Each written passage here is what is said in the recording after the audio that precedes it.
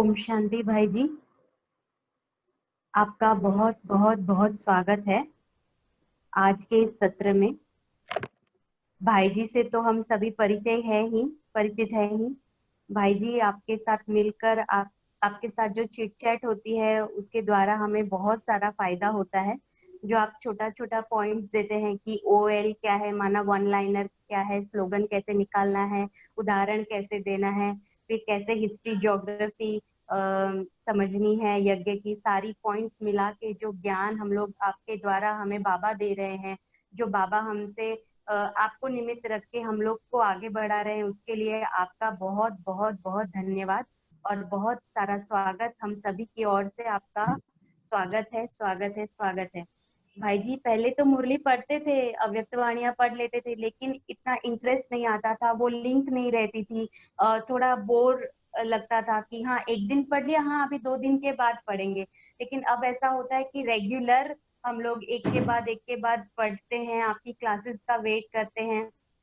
और पहले जैसे वंडरफुल सर्कस करते थे, अभी वो सर्कस खत्म हो गई है। अभी ज्यादा सर्कस नहीं चलती है कभी कभी। मैं ऐसे नहीं बोलूंगी कि पूरी तरह से खत्म हो गई है, थोड़ी थोड़ी सर्कस चलती है, लेकिन कंट्रोल में है सिचुएशन। और लेकिन अभी भी बहुत सारी चेकिंग करना बाकी है कि कैसे हम लोग अपना चार्ट डे टू डे रखते हैं। और भाई जी आपके द्वारा बहुत ही मदद मिलती है, आपके द्वारा जो सहयोग मिलता है उसके लिए बहुत सारा धन्यवाद और आपका स्वागत है, स्वागत है। भाई जी इस सत्र में हम लोग 1-11-70 की मुरली से लेकर ये एंडिंग होगा 70s की मुरली का, 31-12-70 की मुरलियों को लेंगे। तो भाई जी थैंक यू सो मच, स्वागत है भाई जी। अब आपके शब्द सुनेंगे, आपसे चिट चैट करेंगे। थैंक यू दीदी, थैंक यू। ओम शांति। तो आज 1970 यानी दूसरा साल का हमारा लास्ट सेशन है ये। 69 हमने कंप्लीट कर लिया, 1970 हमने कंप्लीट कर लिया। और अगर आप सबने उस दिन राजीव भाई की क्लास अटेंड की होगी, मुरली का मनोरंजन कैसे करें और ब्राह्मण जीवन का रूटीन क्या है, तो आपको याद होगा उन्होंने एक वीडियो दिखाया था, देखा था सभी ने?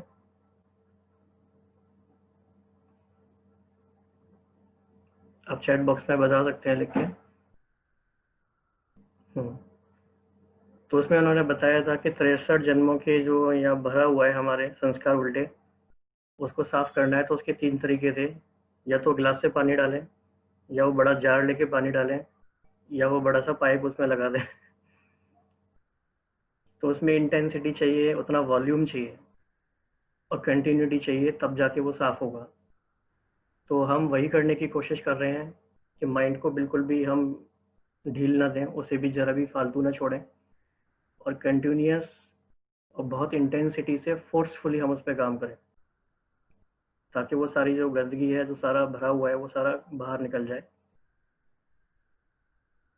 तो कई पिछले कुछ सेशन से सभी लोगों की ये क्वेश्चन था, और ये बार बार बात बीच में आती है कि टाइम टेबल को हम कैसे सेट करें। ये सबका एक बहुत ही फेवरेट सब्जेक्ट भी है कि टाइम टेबल को कैसे सेट किया जाए। और इस समय तो ये ज़्यादा इंपॉर्टेंट हो गया है, टाइम टेबल हम कैसे बनाएं, राइट। कई लोगों के पर्सनल क्वेश्चंस भी आते रहते हैं कि टाइम टेबल के बारे में आप बताना। तो हमने वैसे सोचा था कि अलग सेशन लेंगे, लेकिन उसकी आवश्यकता शायद पड़ेगी नहीं, क्योंकि आज की 2 मुरलियाँ टाइम टेबल के बारे में, अगर आपको याद हो तो, राइट। तो आज बहुत मज़ा आने वाला है उसमें, तो हम उस पर शुरू करेंगे अब।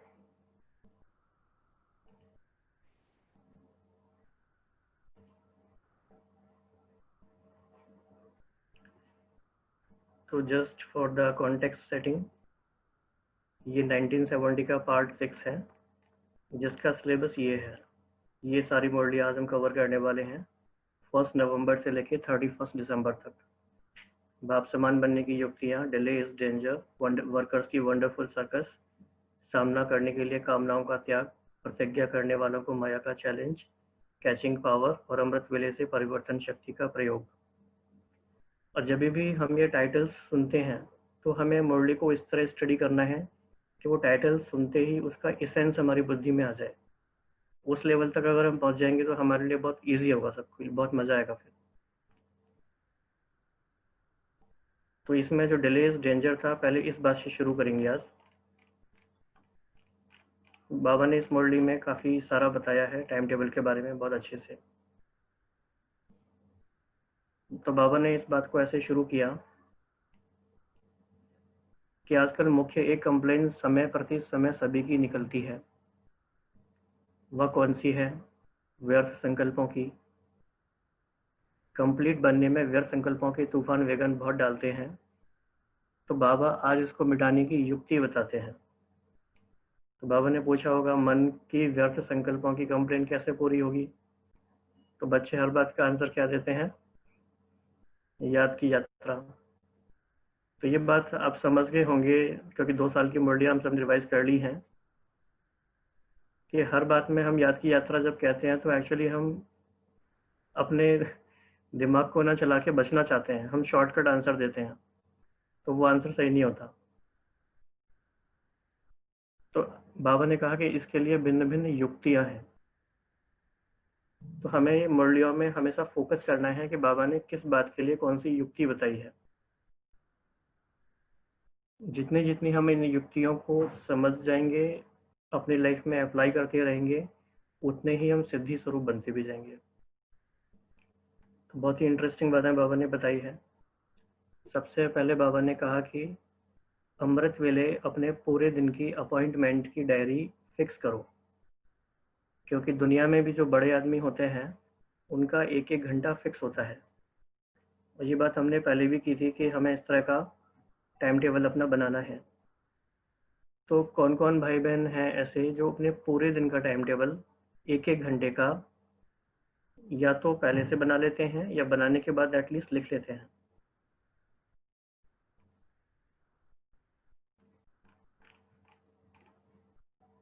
ओके, क्योंकि ये बहुत सीरियस बात है। अगर हम ये सुनते रहेंगे और करेंगे नहीं, तो राजीव भाई ने क्या बोला था आपको याद होगा, स्वाध्याय इनपुट होता है, मनन चिंतन होता है, जिसपे कि हमें अपना काम करना है। तो इसको हम और डेप्थ में जाते जाएंगे धीरे धीरे, और आप जो भी कर रहे हैं वो शेयर करते रहिए इसमें। तो बाबा ने कहा कि समय की बुकिंग करने का तरीका सीखो। बहुत सारी बातें इसमें हम कर सकते हैं, लेकिन बाबा ने जस्ट आउटलाइन के लिए हमें बता दिया 4 बातें हैं: मिलन, वर्णन, मगन और लगन। वर्णन करना सर्विस में शामिल है। लगन लगाना मतलब हम उस प्रोसेस में हैं अभी कि लगन लगा रहे हैं, लगन अभी लगी नहीं है। फिर लगन लगते लगते हम मगन हो जाते हैं, और बाबा से जब रोरियान करते हैं तो वो मिलन होता है। ये 4 बातें बाबा ने बताई। फिर बाबा ने कहा कि इतना जो बहुत बड़े आदमी होते हैं वो इतना बिजी होते हैं कि उनके पास छोटी छोटी बातों में ध्यान देने का टाइम ही नहीं होता। तो व्यर्थ बातों की तरफ ध्यान और समय नहीं दे सकते हैं। और क्या हम दे सकते हैं? तो ये हमें अपने आप से ऐसे बातें करनी है, ये एकदम सुनने से नहीं होगा। सुनने से तो हम तुरंत कहेंगे हाँ हाँ वो तो बात ठीक है, बाबा ने जो कहा ऑब्वियसली बाबा कहेंगे वो ठीक ही कहेंगे। लेकिन हमें अंदर से गहराई में इन बातों को ले जाना है कि हमारे पास और चीज़ों के लिए टाइम आ कैसे जाता है। तो बाबा ने कहा ऐसे प्लान करो कि आज सारे दिन में क्या क्या करना है। तो इस बात को हम थोड़ा देख भी लेते हैं अच्छे से, क्योंकि ये इंपॉर्टेंट पॉइंट है, इसलिए थोड़ा सा इसको डिटेल में देखना पड़ेगा। बाबा ने कहा रोज अमृत वेले सारे दिन की अपनी अपॉइंटमेंट की डायरी बनाओ। अगर अपने मन को हर समय अपॉइंटमेंट में बिजी रखेंगे तो बीच में व्यर्थ संकल्प समय नहीं ले सकेंगे।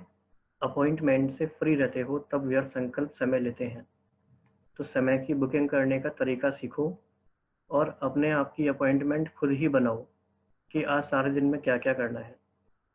तो यहाँ पे ये बात समझना जरूरी है कि ये हमें खुद बनाना है। कई भाई बहन सोचते हैं कि हमें कोई बना के दे दे, ऐसे नहीं होगा, कोई हमारे लिए बना भी नहीं सकता, क्योंकि हमारी लाइफ की सिचुएशंस यूनिक है, वो हमारे लिए बहुत डिफरेंट है। तो वो हम ही कर सकते हैं। हमें पता है कि हमारे कौन कौन से दिन में एंगेजमेंट है, कब क्या करना है, हमारी दिनचर्या हम ही जानते हैं। तो जो हमारा बेस्ट पॉसिबल है वो हमें बनाना है। तो बाबा ने 4 बातें इसमें बताई। तो इन 4 बातों में अपने समय को फिक्स करो।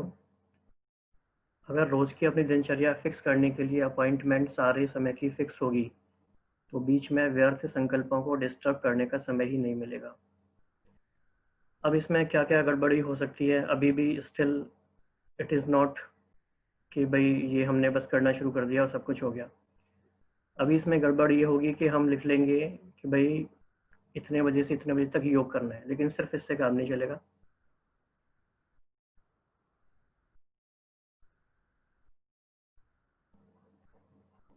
तो किसी भाई ने बोला स्क्रीनशॉट लेने के लिए, एक्चुअली ये सारी पीडीएफ आपको मिल जाएगी, ये सारी पीडीएफ हम दीदी को भेज देंगे या संतोष भाई को भेज देंगे, तो ऐसा कुछ नहीं है, आपको सब मिल जाएगा ये।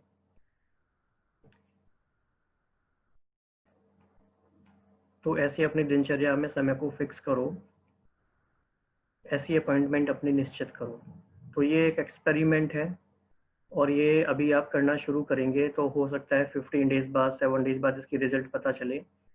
तो एक सेशन शायद हमें डिफरेंट सिर्फ सेपरेटली इसी पे लेना पड़ेगा और आप में से कुछ लोग अपने रिस्पॉन्स भेजेंगे तो उसके आधार पर डिस्कशन कर सकते हैं कि एक्चुअली कैसे किया और क्या वो राइट डायरेक्शन में जा रहा है। और एक इंटरेस्टिंग बात है कि एक और मुरली है इसी टाइम फ्रेम की, हमारी 31 दिसंबर,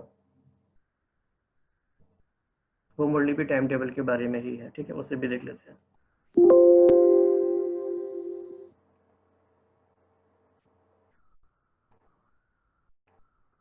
ये मुरली इतनी इंपॉर्टेंट मुरली है कि इसकी डेट आपको बिल्कुल सोते जगते हर समय याद रहनी चाहिए, 31 दिसंबर 1970। ये आप बिल्कुल मन में याद रख लो, डायरी पे बड़ा बड़ा लिख लो।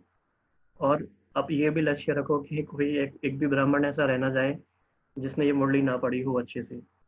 और ये मुरली हमें इतनी बार पढ़नी है कि हमें इसकी एक एक लाइन याद हो जाए। ये पूरी हमारी, जैसे इसमें लिखा है road map for spiritual life, हमारी पूरी दिनचर्या का ब्लूप्रिंट है ये। और बाबा ने इसमें 9 स्टेप्स बताए हैं कि कैसे कैसे अपने पूरे दिनचर्या को हमें परिवर्तन करना है। बहुत ही लॉजिकल, बहुत ही सीक्वेंस में और बहुत ही अच्छे से बताया है। तो इसको पहले देख लेते हैं।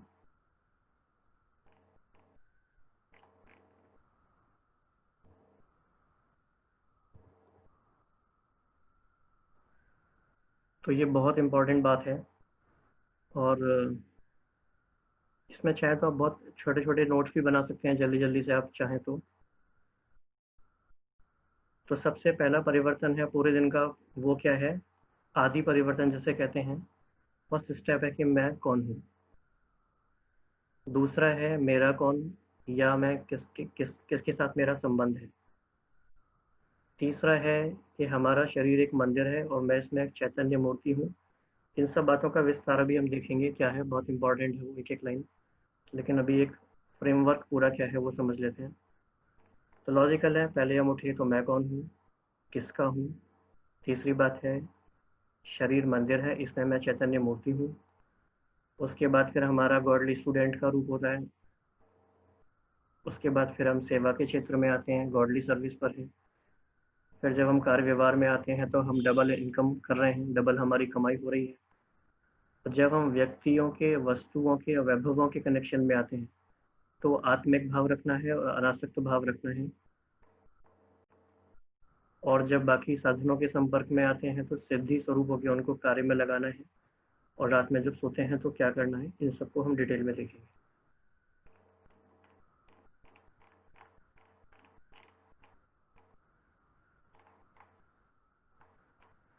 तो ये बहुत इंपॉर्टेंट मुरली है। तो पहला परिवर्तन है कि आंख खुलते ही मैं शरीर नहीं आत्मा हूँ। ये है आदि समय का आदि परिवर्तन संकल्प। इस आदि संकल्प के साथ सारे दिन की दिनचर्या का आधार है। तो दिन का जो पहला संकल्प है उसके आधार पे पूरी दिनचर्या चलती है, लेकिन जो सुबह पहला संकल्प आता है उसका आधार क्या है?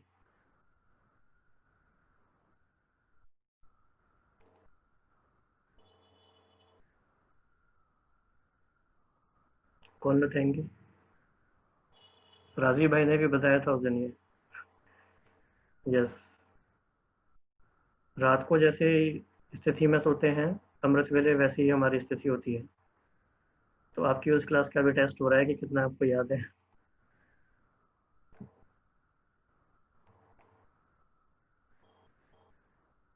तो हर रोज अमृत वेला आदिकाल है। इस आदिकाल के समय उठते ही पहला संकल्प याद में ब्राह्मण आत्मा पधारे बाप से मिलन मनाने के लिए। तो यही समर्थ संकल्प श्रेष्ठ बोल श्रेष्ठ कर्म का आधार बन जाएगा। तो पहला परिवर्तन है मैं कौन, यही फाउंडेशन परिवर्तन शक्ति का आधार है। अगर हम सिर्फ ये सोचें कि मैं एक आत्मा हूँ सुबह सुबह, तो इससे ज्यादा मजा नहीं आएगा। बाबा ने कहा मैं आत्मा नहीं, मैं कौन सी आत्मा, ये बात आनी बहुत जरूरी है, मैं कौन सी आत्मा हूँ। तो इसके लिए आप जितने पावरफुल संकल्प अपने पास क्रिएट कर सकते हैं, एकदम नशे वाले पॉइंट्स, मैं कौन सी आत्मा हूँ, उस तरह से हमें अपने आप को इसमें फोर्सफुली लेकर आना है। दूसरी बात है मैं किसका हूँ। अब ये सब ऐसी बातें हम जानते हैं, लेकिन उसमें एक नवीनता लेकर आना, एक इंटेंसिटी लेकर आना, उसकी जरूरत है। तो इसमें भी सिर्फ ये बात नहीं है मैं किसका हूँ, बल्कि सर्व संबंध किससे हैं, सर्व प्राप्तियां किससे हैं। तो पहले देह का परिवर्तन, फिर देह के संबंध का परिवर्तन, फिर संबंध के आधार पर प्राप्तियों का परिवर्तन। इस परिवर्तन को ही सहज याद कहा जाता है। ये बहुत इंपॉर्टेंट लाइन है। एक तरह से ये बहुत बड़ी इक्वेशन है, इसमें बहुत सारे सीक्रेट्स भरे हुए हैं। जैसे जैसे आप इस पर रिफ्लेक्शन करेंगे, आपको बहुत बातें निकलती जाएंगी इसमें से। तो पहला परिवर्तन ये हुआ कि मैं कौन हूँ, मेरा संबंध किससे है, मेरी प्राप्ति किससे है। इन तीन बातों में ही सारा हमारा संसार है। और जब वो संसार एक हो गया तो वो सहज याद हो गई। तीसरा है चैतन्य सर्वश्रेष्ठ मूर्ति। तो अमृत वेले के बाद अपने देह के कार्यक्रम करते हुए कौन से परिवर्तन की आवश्यकता है। तो मैं चैतन्य सर्वश्रेष्ठ मूर्ति हूँ, और इस मंदिर को हम सजा रहे हैं। इस मंदिर के अंदर स्वयं बाप दादा की प्रिय मूर्ति विराजमान है, जिस मूर्ति के गुणों की माला स्वयं बाप दादा सिमरन करते हैं। तो यहाँ एक एक लाइन पे ध्यान देने की जरूरत है। अब इस मूर्ति जो है, बाबा ये नहीं कह रहे भक्त इसकी सिमरन करते हैं, बाबा कह रहे हैं स्वयं बाप दादा ही सिमरन करते हैं। तो जिस मूर्ति की महिमा स्वयं बाप करते हैं, ऐसी विशेष मूर्ति का विशेष मंदिर है। तो ये हमारा हुआ थर्ड। तो मेरा शरीर नहीं, लेकिन बाप दादा की वैल्यूएबल मूर्ति का यह मंदिर है। स्वयं ही मूर्ति, स्वयं ही मंदिर की ट्रस्टी।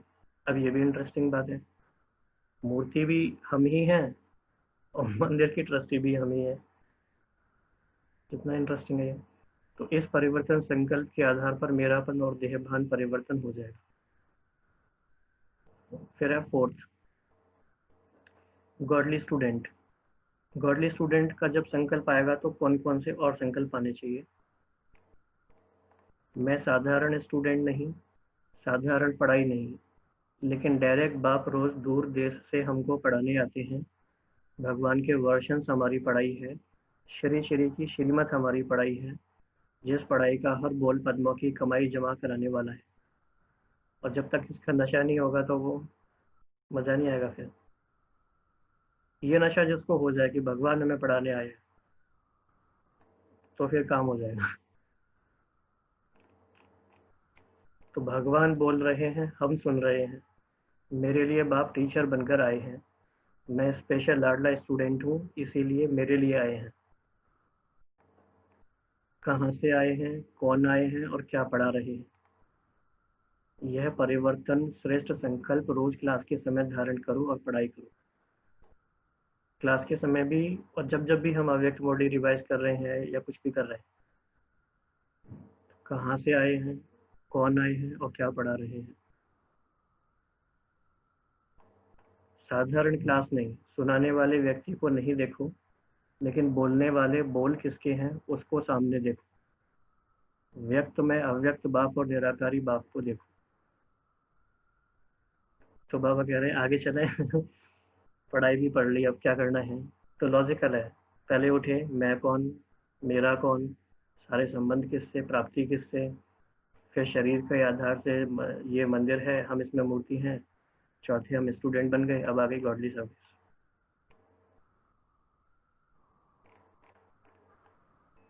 तो क्या याद रखना है, मर्जी व जन्म हुआ अर्थात लौकिक कर्म बंधन समाप्त हुआ।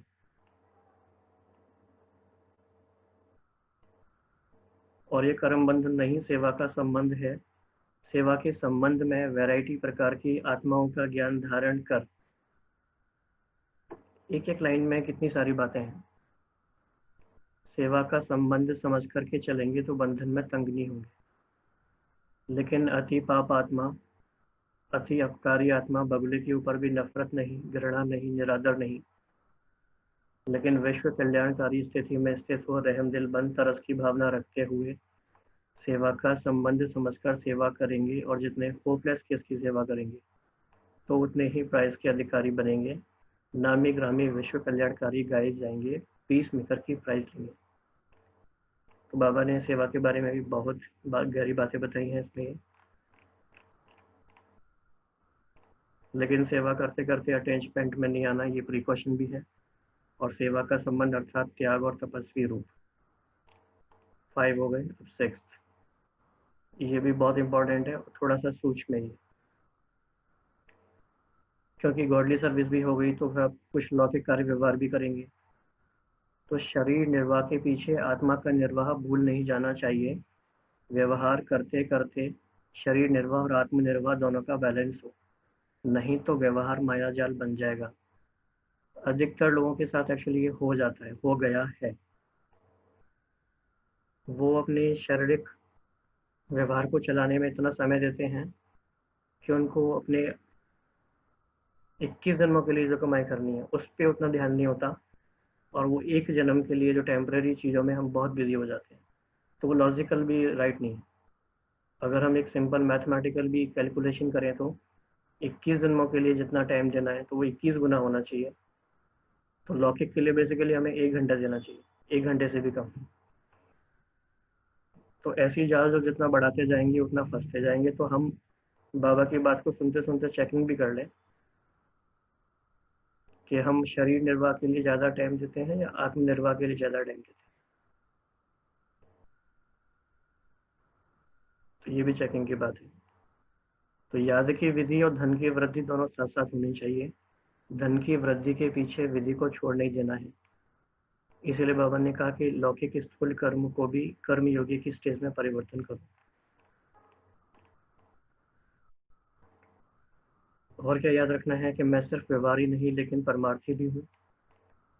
इससे क्या होगा, मन और तन की डबल कमाई करते रहेंगे, स्थूल धन भी आता रहेगा और मन से अविनाशी धन भी जमा होता रहेगा।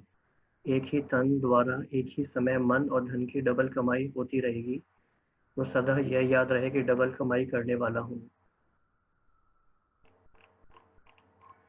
तो हमारे बाबा ने 6 बता दिए। 6 स्टेप्स कौन से हैं ट्रांसफॉर्मेशन के। 7th है, फिर क्या होता है, सेवा भी हो गई, कार व्यवहार में भी आ गए। फिर हम आते हैं लोगों के इंटरेक्शन में आते हैं और वस्तुओं के इंटरेक्शन में आते हैं। तो अनेक प्रकार के व्यक्ति और वैभव और वस्तु।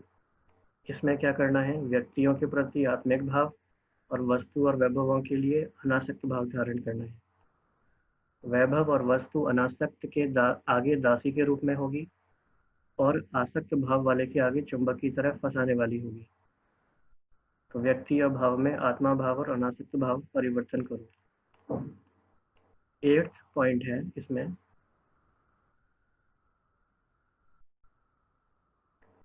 कोई भी पुरानी दुनिया के आकर्षणमय दृश्य अल्पकाल के सुख के साधन यूज करते हो व देखते हो, तो उन साधनों को व दृश्य को देख कहाँ कहाँ साधनों को भूल साधन में आ जाते हो। माना कि बहुत सारी ऐसी बातें आती है जो टेम्पटेशन कर सकती हैं। तो साधनों के आधार पर साधना, माना कि रेत के फाउंडेशन के ऊपर बिल्डिंग खड़ी कर रहे हो तो उसका क्या हाल होगा, वो कोलैप्स हो जाएगी।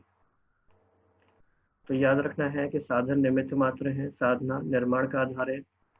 तो साधन को महत्व नहीं लेकिन साधना को महत्व दो। और क्या समझना है कि मैं सिद्धि स्वरूप हूँ, ना कि साधन स्वरूप। और हर लौकिक चीज को देख के, लौकिक बातों को सुन के, लौकिक दृश्य को देख के लौकिक को अलौकिक में परिवर्तन करो, अर्थात ज्ञान स्वरूप को हर बात से ज्ञान उठाओ। तो ये पॉइंट काफी इंटरेस्टिंग है और दादी जानकी जी में भी ये विशेषता थी उनके भी जिस तरह की ऑब्जर्वेशन और एग्जाम्पल्स होते थे, हर बात से वो ज्ञान उठा सकती थी। अब देखा जाए तो बाबा ने भी हमें जितने भी एग्जाम्पल्स दिए हैं वो सारे बहुत सिंपल सिंपल डेली लाइफ के एग्जाम्पल्स हैं। तो बातों में नहीं जाओ, ज्ञान में जाओ, तो समझा क्या परिवर्तन करना है। तो बाबा कह रहे हैं अच्छा और आगे चलो, 9th बात है, स्लीप्स एंड ड्रीम्स, फाइनली सोना है। तो सोना अर्थात सोने की दुनिया में सोना। सोने को भी परिवर्तन करो, बेड पर नहीं सो, लेकिन कहाँ सोएंगे? बाप की गोदी में सोएंगे, फरिश्तों की दुनिया में स्वप्न में सैर करेंगे। तो आदि से अंत तक परिवर्तन करो, समझा कैसे परिवर्तन शक्ति यूज करना है। तो ये हमने बेसिक एक फ्रेमवर्क समझा। तो ये 9 स्टेप्स को हमें बिल्कुल लिख लेना है और अपने आसपास कहीं लिख के आप दीवार पे लगा लीजिए। और इसको हमें प्रैक्टिस करना पड़ेगा बहुत कॉन्शियसली, क्योंकि बाबा ने जो एक थॉट प्रोसेस दिया है उसके संग हमें अलाइनमेंट में आने के लिए थोड़ा सा बार बार ध्यान देना पड़ेगा। 21 डेज तक भी करेंगे तो फिर वो ऑटोमेटिक हो जाएगा। तो करेंगे सभी ये, क्योंकि कुछ बातें तो इसमें से हम करते हैं और कुछ बातों के लिए हमें और ध्यान देना पड़ेगा पूरी कॉन्शियसनेस में लाने के लिए।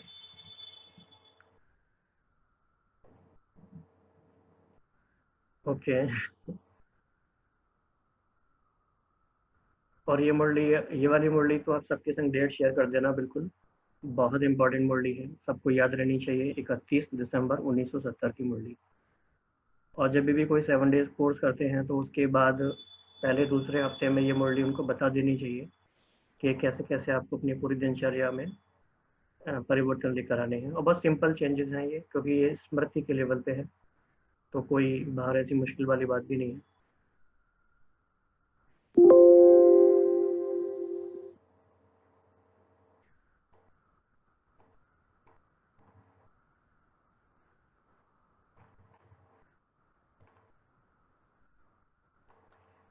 इसके बाद हम देखेंगे, बहुत अच्छी मुरली थी ये भी, पुरुषार्थ का मुख्य आधार, कैचिंग पावर।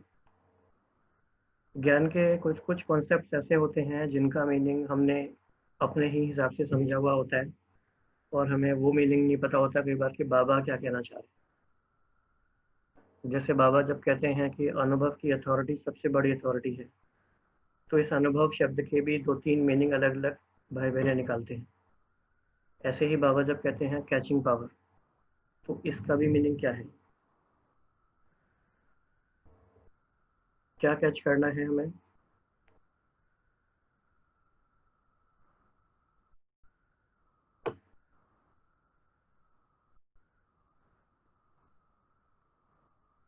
कोई स्मृतियों को कैच करना है, इसेंस को कैच करना है, आदि अनादि संस्कारों को कैच करना है, बाबा क्या चाहते हैं वो उनके नज़रिए से अपने भविष्य संस्कारों को कैच करना है, संकल्पों को कैच करना है।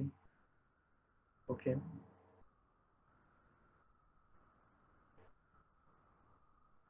कैचिंग पावर में बहुत सारी बातें हैं, लेकिन बाबा ने इस मुरली में कहा वो ध्यान देने की बात ये है, एक तो है हमारे आदि संस्कार, और एक है अभी हमारे भविष्य के इमीडिएट फ्यूचर के संस्कार, उनको हमें कैच करना है।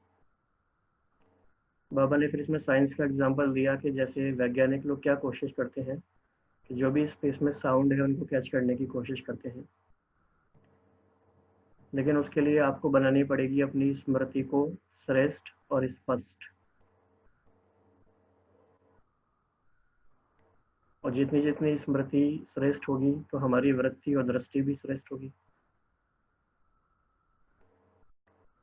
तो अपनी स्मृति को हम कैसे स्पष्ट बनाएं,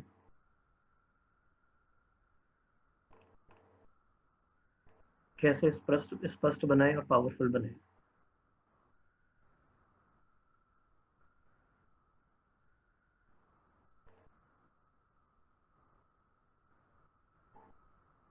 कैसे बना सकते हैं अपनी स्मृति को श्रेष्ठ?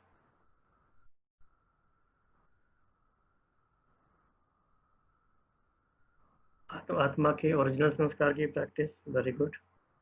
Revision again and again, checking every night, checking every thought, sorry,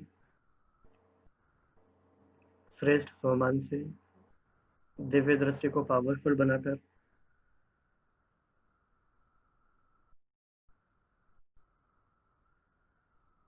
क्योंकि दादी जानकी जी से एक बार जब किसी ने पूछा प्रश्न कि दादी जी आपका क्या पुरुषार्थ चल रहा है, तो दादी जी इस तरह के आंसर देती थी कि बैठ के मैं अपनी स्मृति को, अपनी भावनाओं को शुद्ध बनाती हूँ। ये एक बहुत बड़ा पुरुषार्थ है, पुरुषार्थ का एक बहुत बड़ा फोकस है। इसमें और बातें बाबा ने कही, वो सारी आपको बताई होंगी। इसमें मुख्य बात हमने यही लेनी थी। एक दो बातें और देख लेते हैं कुछ। तो नॉलेजफुल और पावरफुल बनने का आधार है कि कैचिंग पावर कितनी पावरफुल है। तो बाबा ने कहा अपने 5000 साल पहले के भी दैवी संस्कार कैच करने हैं, या जो बनने वाले हो वो संस्कार कैच करने हैं, तो वो भी आसान है। और वो इतना स्पष्ट अनुभव में आते जाएं जैसे वो कल की ही बात है। तो ये इसका हमारा इक्वेशन है। ये भी बहुत अच्छा ग्राफिक है याद रखने के लिए। स्मृति जैसे जैसे हमारी श्रेष्ठ होगी, उसी के आधार से वृत्ति बनेगी, वृत्ति के आधार से दृष्टि बनेगी। ये सारा पूरा चक्कर चलता रहता है इसमें।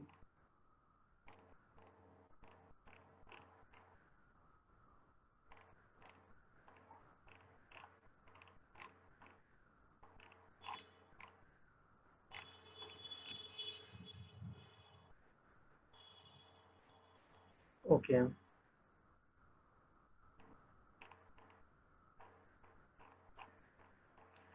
हाँ, बाबा ने कहा एक और मुरली है, प्रतिज्ञा करने वालों को माया की चैलेंज।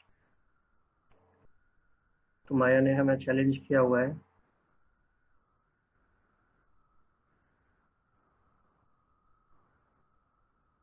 माया ने हमें कौन सा चैलेंज दिया है?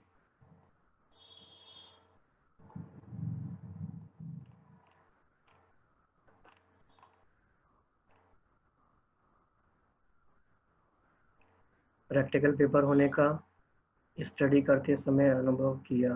ओके।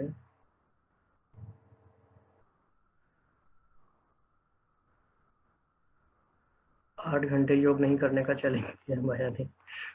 माया कहती है देखते हैं कैसे योग करते हैं। तो बाबा ने कहा कि माया को चैलेंज है कि प्रतिज्ञा करने वालों का खूब प्रैक्टिकल पेपर लो। तो प्रैक्टिकल पेपर लो। माया भी बहुत चतुर है।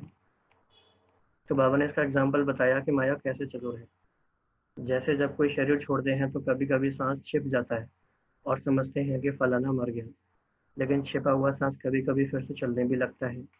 वैसे माया अपना अति सूक्ष्म रूप भी धारण करती है। इसलिए अच्छी तरह से जैसे डॉक्टर लोग चेक करते हैं कि कहीं सांस छिपा हुआ तो नहीं है, ऐसे तीसरे नेत्र से अच्छी तरह से अपनी चेकिंग करनी है। इसीलिए बाप दादा पहले से ही खबरदार होशियार बना रहे हैं।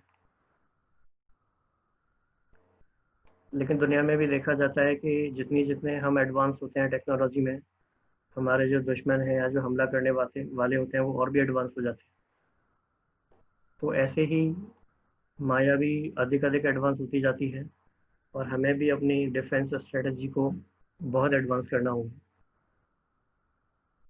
तो क्या ऐसी स्ट्रेटजी आप बनाते रहते हैं कि माया से कैसे मुकाबला करना है, माया के सूक्ष्म रूपों से?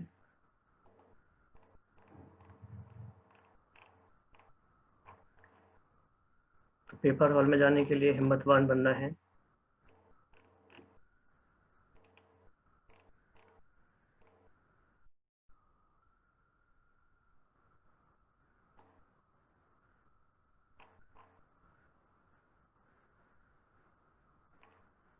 फिर नेक्स्ट मुरली हम देते हैं, सामना करने के लिए कामनाओं का त्याग।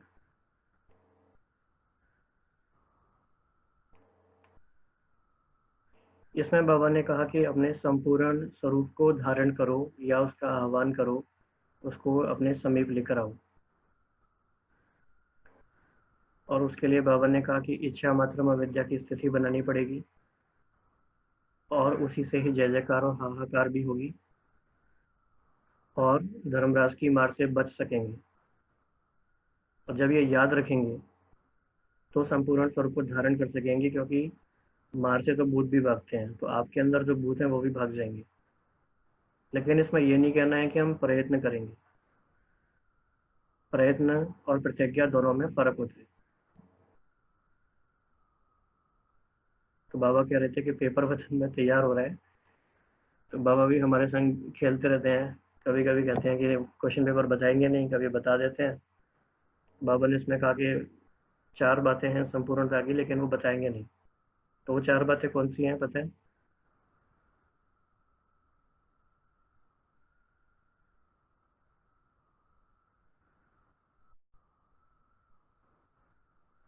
तो हर एक के सामने अलग अलग तरह के पेपर आते हैं, इसको भी हम देख लेते हैं जरा।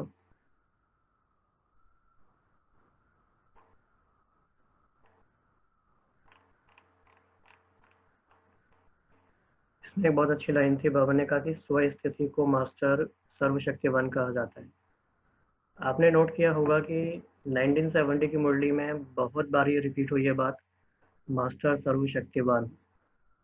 तो इसके बारे में हम अलग से होमवर्क कर सकते हैं, अपने मतलब होमवर्क घर के लिए हम ले सकते हैं कि मास्टर सर्वशक्तिवान मतलब क्या, बाबा ने क्या क्या बताया है और हमने उसको कैसे कैसे समझा है। तो ये बहुत ही बड़ा स्वमान भी है, इसमें सब कुछ आ जाता है और इसकी बहुत गहराई भी है।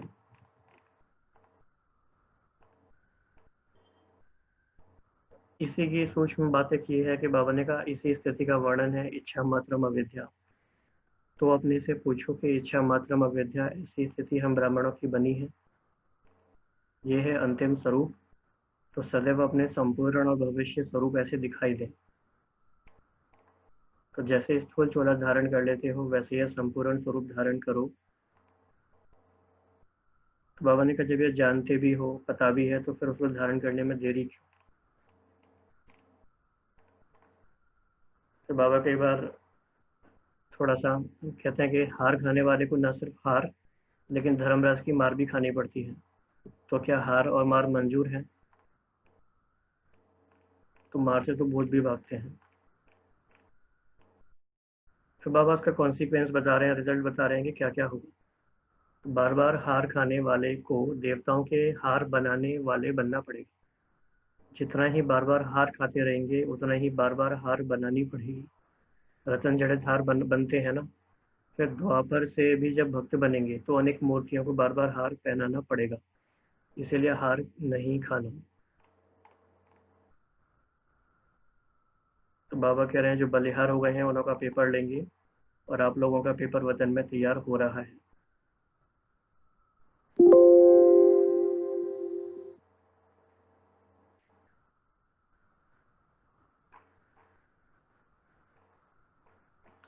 फिर एक और इम्पोर्टेंट मुरली है, वर्कर्स की वंडरफुल सर्कस, 30 नवंबर।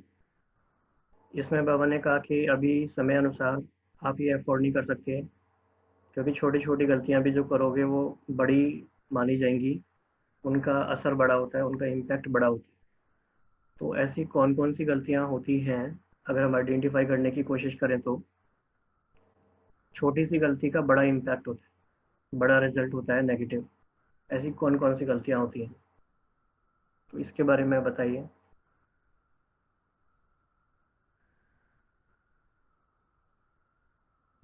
देहभान तो टोटल एक बड़ी गलती है। हाँ, ये बहुत अच्छा बोला, जोर से बोलना चिल्लाकर, ये छोटी गलती है लेकिन हम ये बराबर नहीं कर सकते। अपसेट होना, झूठ बोलना, दैहिक दृष्टि, दैहिक दृष्टि तो बड़ी चीज़ है, छोटी चीज़ नहीं है। टाइम वेस्ट करना, संकल्प चलते हैं, फीलिंग में आना, एक्सेप्टेंस ऑफ अपलॉज, दूसरों की कमी कमजोरियों को देखना, रोना, व्यर्थ बोल, नेगेटिव, व्यर्थ बुद्धि, बुद्धि का, ओके, बुद्धि का कहीं कहीं जाना, ओके,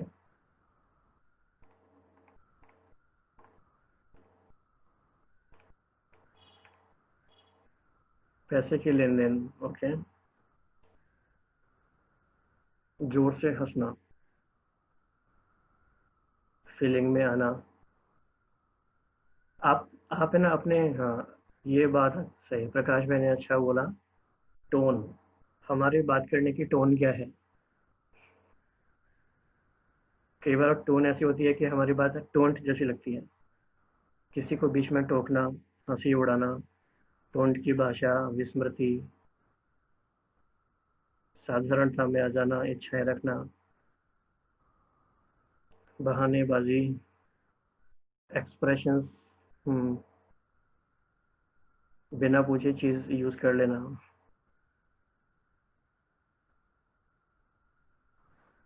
दूसरों की कमियां देखना, और कुछ इन डेप्थ। अभी ऐसा लग रहा है कि हम ज्ञान के हिसाब से आंसर दे रहे हैं, मतलब कि थ्योरी के हिसाब से। हमें अपने एक्सपीरियंस के हिसाब से आंसर देना है। छोटी छोटी गलतियां क्या ऐसी होती हैं जो हम अफोर्ड नहीं कर सकते?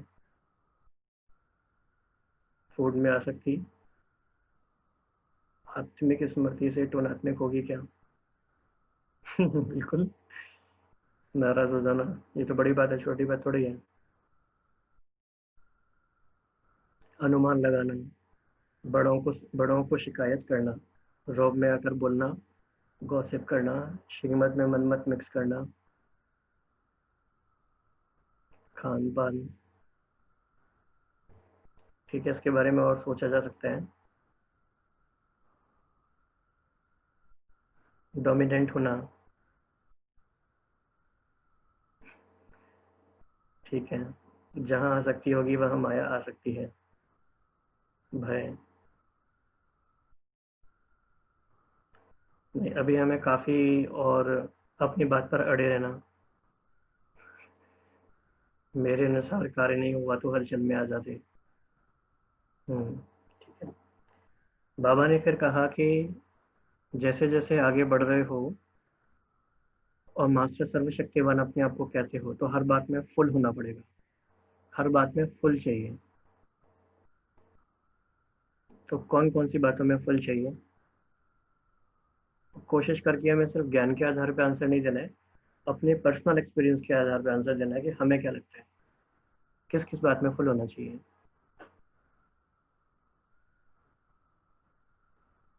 याद में फुल, पावरफुल, गुणों में फुल, खुशी में फुल, सबको खुशी देने में फुल, ओके, लवफुल, धारणाफुल, नशा, संतुष्टता। नहीं, ये तो ज्ञान के आधार से भी ज्यादा लग रहे हैं आंसर। शुभ भावना में बस बाबा ही सब कुछ है, इस फेथ पे, दुआओं के स्टॉक में। हाँ, ये अच्छा है।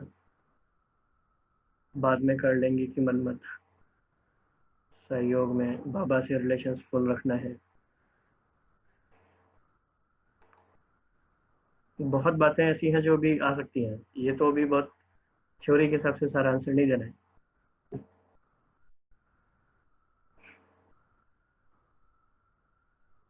अटेंशन फुल रखना है।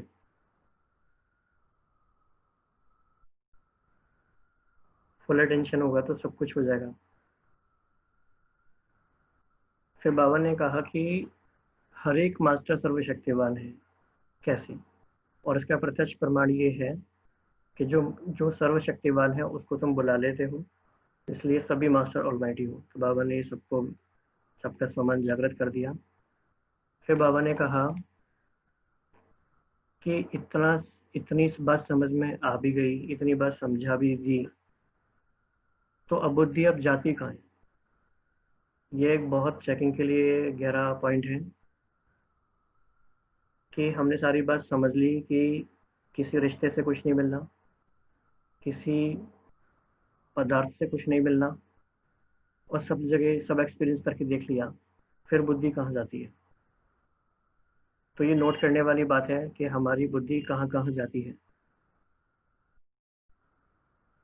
अगर कहाँ आइडेंटिफाई हो जाता है वेयर, तो ये आइडेंटिफाई करना है क्यों जाती है, अब चाहिए क्या, क्यों जाती है।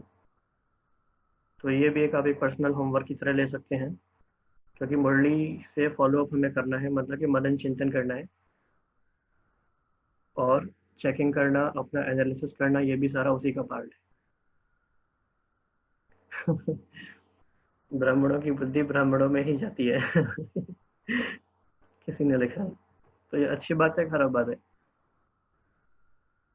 भूलें सुधारनी है।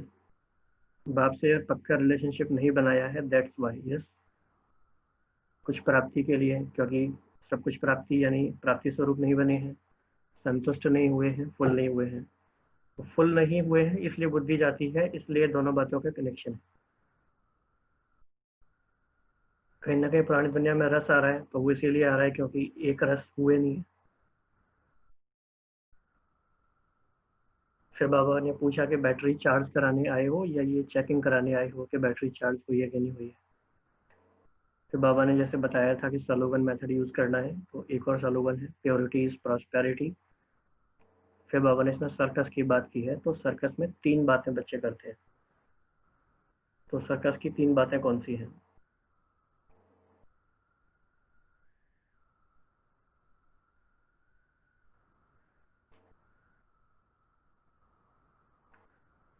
हाँ, सर्कस में क्या होता है, एक तो विकराल रूप होता है, मतलब कोई बहुत बड़े बन जाते हैं एकदम, और कोई कोई अपना रूप और स्वरूप बदल देता है। और क्या कर लेते हैं, जैसे वो झूले में झूलते हैं, ऐसे ये बच्चे भी व्यर्थ संकल्पों के झूले में झूलते हैं। तो ये बच्चों की सर्कस बाप दादा देख के बाबा भी हंसते रहते हैं कि बच्चे क्या कर रहे हैं। तो ये इन सारी बातों पे भी हमें ध्यान देना है।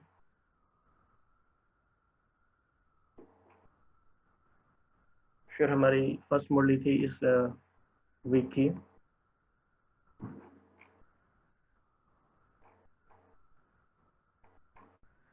बाप समान बनने की युक्तियां।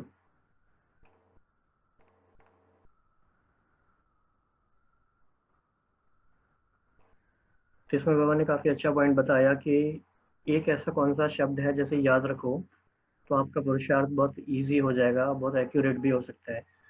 बाबा ने वो बताया अंतर, यानी कॉन्ट्रास्ट। ये काफी इंटरेस्टिंग बात है। तो इसको हम कैसे यूज कर सकते हैं कि दिन भर में जो कुछ भी हम करते हैं, हम ये देखें कि हमारे पास हमेशा 2 ऑप्शन है, या तो हम ये करें या हम ऐसे करें।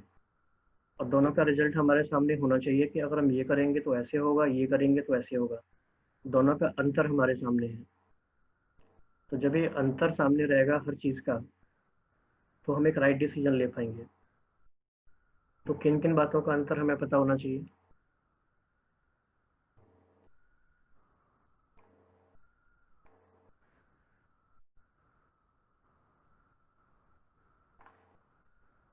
श्रेष्ठ है या नहीं, श्रीमत के आधार से है या मनमत के आधार से है, यथार्थ है कि नहीं, सर्विस है या डिसर्विस है। कई बार क्या होता है, हमें थोड़ा सा इसको और गहराई से समझना पड़ेगा। कई बार हमारे सामने प्रश्न ये नहीं होता है कि ये सही है ये गलत है। प्रश्न ये होता है कि ये थोड़ा सही है ये ज़्यादा सही है। तो ज़्यादा सही और थोड़े सही में से अगर हम थोड़ा सही सेलेक्ट करते हैं तो भी हमारा लॉस माना जाए। तो ब्राह्मणों का जो कंफ्यूजन है या पुरुषार्थ है वो यहाँ पे है, राइट। मान लीजिए आपके सामने ऑप्शन है कि आपको या तो कोई क्लास सुननी है, या आपके पास ऑप्शन है कि आपको अव्यक्त मुरली स्टडी करनी है। तो आप क्या चूज करते हैं इस तरह से? तो दोनों ही राइट है, किसी में भी करने से नेगेटिव कुछ नहीं होगा, लेकिन टाइम ऑप्टिमाइज नहीं होगा। तो ये ही समझना है हमें। तो राइट और रॉन्ग से ज़्यादा राइट वर्सेस राइट डिलेमा है हमारी लाइफ, ब्राह्मणों की लाइफ में। तो बाबा ने फिर कहा कि बुद्धि रूपी पाँव पृथ्वी पे मत रखो और प्रकृति को अधीन करेंगे, और इस प्रकृति के आकर्षण से परे जाएंगे तो ही फरिश्ता रूप भी धारण कर सकेंगे। लेकिन बाबा ने फिर बताया कि किसी भी चीज़ के आकर्षण से परे जाना होता है तो काफ़ी एस्केप वेलोसिटी चाहिए, काफ़ी एनर्जी चाहिए, तब जा सकते हैं। और फाइनल पॉइंट बाबा ने इसमें बोला था कि सर्व समर्पण में कमी है अभी, इसके कारण से समानता नहीं आई। तो समानता लाने के लिए सबसे इजी तरीका है समर्पण। यस। तो सात्विक बहन ने बोला है एस्केप वेलोसिटी है 11.2 किलोमीटर पर सेकंड इस धरती के आकर्षण से परे जाने के लिए। लेकिन हमारी एस्केप वेलोसिटी क्या है? ब्राह्मणों की एस्केप वेलोसिटी क्या होगी कि वो ऊपर जा सके। वेलोसिटी होगी अष्ट शक्तियाँ और सर्वगुण। ओके, थोड़ा सा इसमें एक और चीज़ रह गई, डिले इज डेंजर में थोड़ा सा रह गया है। बाबा ने काफ़ी इंटरेस्टिंग बात बताई कि हर समय ये याद रखो कि ड्रामा रूपी कैमरे में आप सभी का फोटो निकल रहा है, और अभी अभी आपके भक्त आपके सम्मुख आ जाए तो उनको क्या साक्षात्कार होगा, पुरुषार्थ की उतराई और चढ़ाई का या संपूर्ण स्थिति का। और याद रखो कि एक एक चित्र एक एक चरित्र गायन और पूजन योग्य बनने वाले हैं, और सारे विश्व की आत्माओं की नज़र मेरी तरफ है। ये सब बातें ध्यान में रखना है। तो काफ़ी इंटरेस्टिंग मॉडल्स थी इस बार की सारी। तो टाइम टेबल के बारे में हमने काफ़ी कुछ देखा, कैसे प्लानिंग करनी है, डायरी डायरी का बहुत इंपॉर्टेंट बात थी। तो वो वी होप कि आप लोग सब वो डायरी मेंटेन करेंगे, और उसको अचानक से कभी किसी दिन पूछा जाएगा फिर। तो अगर कोई एक दो क्वेश्चन हैं तो ले सकते हैं, फिर उसके बाद 5 मिनट योग करके फिनिश करेंगे। जी भाई जी, आपने कहा कि राइट वर्सेस राइट है, तो वो थोड़ा क्लियर करना था कि जैसे आपने कहा कि क्लासेस भी सुन सकते हैं और अव्यक्तवाणी का जो मुरली है वो भी पढ़ सकते हैं। तो राइट वर्सेस राइट में हम लोग को चूज क्या करना है, ऑप्शंस हम लोग के लिए कौन सा बेटर है? इसमें हमें ये समझना है, हमें एक्चुअली थोड़े माइंड को भी समझना है कि हमारा माइंड काम कैसे करता है। एक टर्म आता है, उसे कहते हैं कि हमारा मन कॉग्निटिवली माइजर है, यानी कि वो कंजूस है। मन कंजूस मतलब क्या है? मन चाहता है कि वो हर चीज़ शॉर्टकट में करे, वो अपनी एनर्जी बचा ले, क्योंकि मन का इसी बात में फ़ायदा है। तो मन किसी भी चीज़ को एज इट इज़ देखने के बजाय शॉर्टकट में देखना पसंद करता है, पुरानी मेमोरीज के आधार पे। तो जब भी हमारे सामने कोई ऑप्शन आएगा, मान लीजिए कि कोई क्लास, हम जैसे यूट्यूब पे ऐसी सर्फिंग कर रहे हैं, कोई क्लास लाइव आ रही है, तो हम उसे देखने लग जाते हैं और हमारा 1 घंटा चला जाता है। हम ये प्रश्न अपने आप पे नहीं उठाते कि ये क्लास मैंने देखी क्यों, मुझे क्यों देखनी है। और ऐसा नहीं है, मना नहीं है कि देखना ही नहीं है, प्लानिंग कर लो, उसे वॉच लेटर में ऐड कर लो, जब आपके पास टाइम है तब आप देख लो।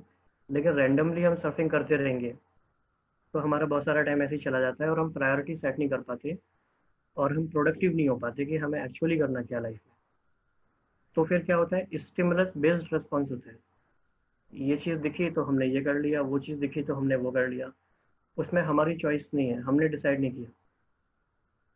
तो सारे प्रश्न लगाने हैं कि क्यों हमें ये करना है, कब हमें ये करना है। कई बार वो चीज़ राइट होती है, लेकिन वो राइट टाइम नहीं होता। तो कब क्या भाई जी, करना है। हाँ जी। थैंक यू भाई जी। आपका थोड़ा अनुभव सुनना था कि आपके चार्ट के हिसाब से, आपके टाइम टेबल के हिसाब से आपका अनुभव कैसा रहता है, तो थोड़ा आपका अनुभव शेयर करेंगे प्लीज। अनुभव किस चीज़ में? चार्ट कैसे, टाइम टेबल कैसे आप रखते हैं अपना, चार्ट कैसे चार्ट दिनचर्या? मुझे लगता है कि चार्ट लिखना या चार्ट को फिल करना पूरा हर घंटे का, this is the most important activity in पुरुषार्थ।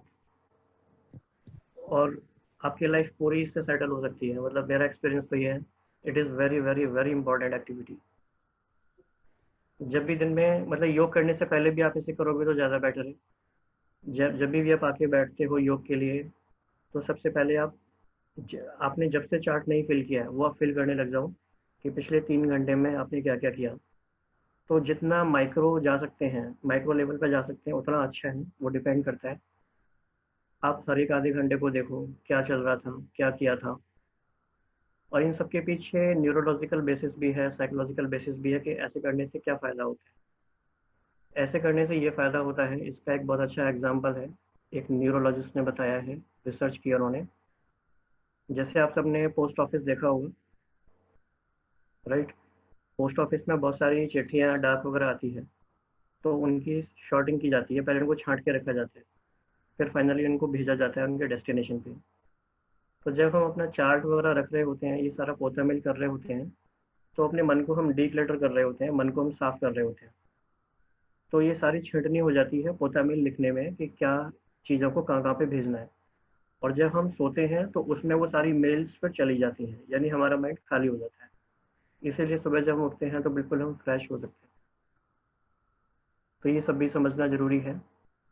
तो अगेन इसके लिए टाइम कम है, बताने के लिए बहुत सारी बातें हैं इसमें, लेकिन इसमें लिखना शुरू कर देना चाहिए। तो कुछ ज़्यादा समझ में नहीं आता तो जस्ट जो हुआ है वो लिखना शुरू कर दीजिए, प्लानिंग मत करिए कि क्या करना है। जो हो गया वो लिखना शुरू करो, पर उस पर क्वेश्चन थोड़ा सा क्रिटिकल होके कि ये सही करना सही था या नहीं था, मेरे पास एक बेटर चॉइस क्या थी, बेटर चॉइस हम कैसे कर सकते थे।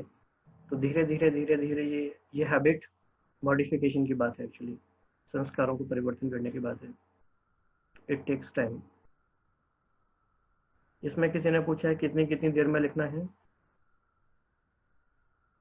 इसमें कोई ऐसे आइडियल ऐसा नहीं है कि कब लिखना है। आप दिन में 2 बार भी लिख सकते हैं, 3 बार भी लिख सकते हैं। जब भी जैसे आप आके दिन में कुछ काम किए, आजकल तो सभी घर पे हैं, तो जैसे आप टेबल पे आके बैठे या बेड पे आके थोड़ा रेस्ट करने के लिए आए हैं, तो उस सबसे पहले आप उससे फिल कर दीजिए कि आप क्या क्या चल रहा है। तो आपका माइंड ऑलरेडी सेट हो जाएगा उस डायरेक्शन में, और वो खुद ही सेट रहेगा, फिर एक तरह से होश में आ जाएगा। नहीं तो फिर कई बार क्या होता है, पूरा दिन हम बेहोशी में जीते हैं और रात को जाके होश आता है या 2-3 दिन बाद होश आता है कि क्या क्या चल रहा है लाइफ में। बहुत लेट हो जाता है। किसी ने पूछा है अगर जॉब पर हैं तो कैसे मेंटेन करें। बहुत सिंपल है, मोबाइल में करें। मोबाइल में आप लिख के जाइए कि क्या क्या आप हर घंटे कर रहे हो, या आप डायरी में लिखो, जैसे भी लिखो, एक्सेल शीट पर लिख सकते हैं। एक्सेल शीट में कैसे लिखना है ये हम कभी डेमो देके बता देंगे, तो हम उसको करेंगे। तो आई थिंक अभी टाइम हो रहा है दीदी, तो फिर हम बंद करें।